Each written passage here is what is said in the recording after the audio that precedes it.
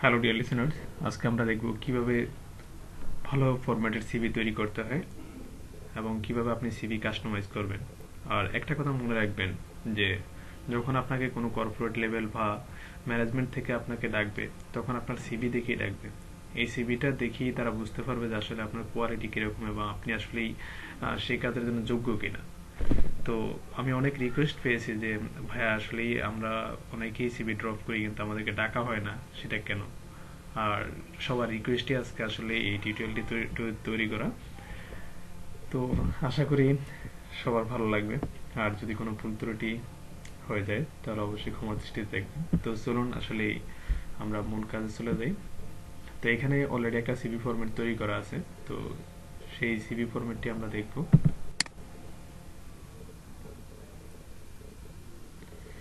তো এখানে সর্বপ্রথম দেখুন যে আমি সর্বপ্রথম পিকচারের কথা বলি, যে আপনি যে পিকচারটি দিবেন সেটা অবশ্যই আপনাকে যাতে ক্লিয়ার বোঝা যায় এমন পিকচার দিবেন না যেটা অ্যাঙ্গেলে এবং গ্লাস পরে।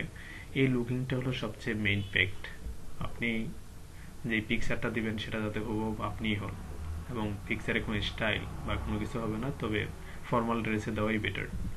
তো তারপরে এখানে সর্বপ্রথম যেটা আপনার নাম দিলেন, নাম দেওয়ার পর এখানে অ্যাড্রেস, আপনার পার্মানেন্ট যেখানে প্রেজেন্ট অ্যাড্রেস আপনি যেখানে থাকেন সেই অ্যাড্রেসটা দিলেন। তারপর মোবাইল নাম্বার এবং ইমেল অ্যাড্রেস। এই জিনিসটা মোস্ট ইম্পর্টেন্ট, কারণ আপনাকে যখন দেখবে তারা আপনার ছবির সাথে এই অ্যাড্রেসটা আপনাকে লাগবে। যেমন আপনাকে যখন মেইল করবে তারা এবং ফোনে কন্ট্যাক্ট করবে, সরাসরি আপনার প্রথম অ্যাড্রেস দেখিয়ে তারা কন্ট্যাক্ট করবে। তো সেকেন্ড যে জিনিসটা এখানে দেওয়া আছে দেখুন, কেরিয়ার অবজেক্টিভ। আপনার কেরিয়ার সম্পর্কে আপনি কিছু লিখবেন, সেটা খুবই শর্ট ওয়েতে। দেখুন এখানে সুন্দর করে লেখা আছে যে কেরিয়ার সম্পর্কে। তো এই জিনিসটা আপনি অবশ্যই সেন্সিটিভ ল্যাঙ্গুয়েজ ইউজ করবেন, যেটা আসলে যেটা আননন সেন্টেন্স, যেগুলো আসলে এই সেন্টেন্স মিলছে না, ওই ধরনের কোনো সেন্টেন্স এখানে ইউজ করবেন না। তো তারপরে দেখুন কেরিয়ার সুমারি। কেরিয়ার সুমারি বলতে কি আপনি টোটাল যেই কাজটা করেছেন এবং যে আপনার যে এক্সপিরিয়েন্স আছে সেই জিনিসটা আপনি দিবেন। এখানে অনেকের হয়তো থাকতে পারে, কোশ্চেন থাকতে পারে যে আসলে আমার তো কোনো এক্সপিরিয়েন্স না, আমি কি দিব। তো কেরিয়ার সুমারে আপনি অবশ্যই যেটা সম্পর্কে ভালো এক্সপার্ট আপনি সেটাও এখানে দিয়ে দিতে পারেন। তো সেই জিনিসটা অবশ্যই এখানে দেখুন যে কেরিয়ার সুমারে এটা দেওয়া আছে, corporate support engineer and network operation centre support. তো আপনি আপনার মতো করে আপনার যেটা যেদিকে আপনি অনেক স্ট্রং আপনি সেই জিনিসটা দিয়ে থাকবেন। তো তারপরে দেখুন নেক্সট যে জিনিসটা আছে, এমপ্লয়মেন্ট হিস্টোরি। যেমন এমপ্লয়মেন্ট হিস্টোরি, যদি আপনি কোথাও যদি রানিং জবে থাকেন তাহলে সেটা আপনি দিয়ে দিলেন ওই টাইমটা এবং ওই কোম্পানির অ্যাড্রেসটা দিয়ে দিলেন। নিচে দেখুন ছোট করে আরেকটা জিনিস আছে যে ডিপার্টমেন্টটা ইঞ্জিনিয়ারিং। তো এমপ্লয়মেন্ট হিস্টোরি যাদের এক্সপিরিয়েন্স নেই তারা আসলে এই এমপ্লয়মেন্ট হিস্টোরিটা না দেওয়াই বেটার, এটা আপনার দেওয়ার প্রয়োজন নেই। আর তারপরে দেখুন একাডেমিক কোয়ালিফিকেশন। আপনার কোয়ালিফিকেশনটা সর্বপ্রথম আপনি যে কাজটা করবেন আপনি হায়ার লেভেল থেকে শুরু করবেন, হায়ার লেভেল থেকে লোয়ার লেভেলের দিকে যাবেন, এটাই বেস্ট। তো সেই জিনিসগুলো এখানে সুন্দর করে দেওয়া আছে, এই রুলসটাই ফলো করবেন। আর আপনার কাছে যদি বেটার ওয়ে মনে হয় অবশ্যই করতে পারেন, কিন্তু আমার কাছে এটাই বেটার মনে হয়েছে। তারপর দেখুন আপনার ট্রেনিং সময়, আপনি যদি কোথাও যদি প্রফেশনাল কোনো ট্রেনিং কোর্স করে থাকেন তাহলে সেক্ষেত্রে ট্রেনিং কোর্সগুলো আপনি অ্যাড করতে পারেন। এখানে দেখুন আমার 2টা প্রফেশনাল কোর্স এখানে লেখা আছে অলরেডি।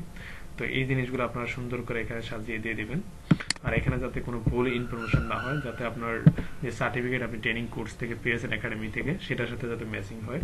তারপর আরেকটা জিনিস দেখুন, এটা প্রফেশনাল কোয়ালিফিকেশনকে যেগুলো অ্যাডভান্স লেভেলের যেই কোর্সগুলো হয় যেটা আপনি সার্টিফিকেট পেয়ে থাকেন সেই কোর্সগুলো আপনার প্রফেশনাল কোয়ালিফিকেশন হিসেবে ধরা হয়, যেটা আপনার জব রিলেটেড বা আপনার কেরিয়ার রিলেটেড। যেমন এখানে সেই জিনিসটাই দেওয়া আছে। তো তারপর যে জিনিসটা দেওয়া আছে অবশ্যই আপনার পার্সোনাল ডিটেলসটা তো দিতেই হয়, আপনি কোথা থেকে এসেছেন বা সব কিছু এখানে দেখুন সুন্দর করে দেওয়া আছে। তো সেই জিনিসগুলা অবশ্যই এখানে সঠিক তথ্যগুলাই দিয়ে থাকবেন। আর আরেকটা জিনিস এখানে দেখুন লেখা আছে রেফারেন্স। রেফারেন্স ইম্পর্টেন্ট না, আপনি হয়তো দিতে পারেন। তো এই রেফারেন্সটা অবশ্যই দিয়ে নেবেন, এখানে সবকিছু ফোন নাম্বার এবং ইমেল অ্যাড্রেস সবগুলো ডিটেইলে দিয়ে দিবেন। আজকে এই পর্যন্তই, ভালো লাগলে অবশ্যই লাইক কমেন্ট করে জানাবেন। আর সবাই ভালো থাকবেন, আমার চ্যানেল লাইক কমেন্ট শেয়ার করবেন এবং সাবস্ক্রাইব করুন। সে পর্যন্ত ভালো থাকুন, আল্লাহ হাফেজ।